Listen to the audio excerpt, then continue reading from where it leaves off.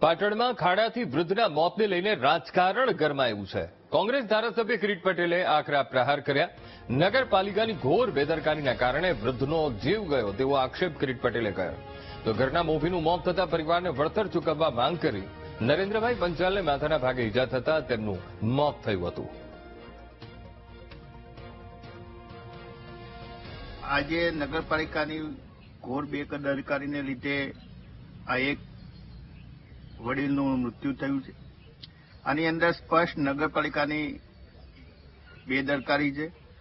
અગાઉ મુંબઈની અંદર, દિલ્હીની અંદર આવા બનાવો બનેલા છે, ત્યારે જવાબદાર અધિકારીઓ સામે આઈપીસીની કલમ 304A હેઠળ ગુના પણ નોંધાયેલા છે।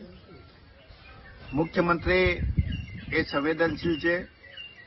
હું મીડિયાના માધ્યમથી, સોશિયલ મીડિયાના માધ્યમથી મુખ્યમંત્રીશ્રીને વિનંતી કરું છું કે આપ મૃદુ અને મક્કમ છો ત્યારે ફરીથી નગરપાલિકાઓની ચૂંટાયેલા પ્રતિનિધિઓની બેદરકારીને લીધે આવા નિર્દોષ લોકોનું મૃત્યુ ના થાય એના માટે તમારે મક્કમ બનવું પડશે અને આવા જવાબદાર અધિકારી સામે ફોજદારી કાર્યવાહી કરવી પડશે।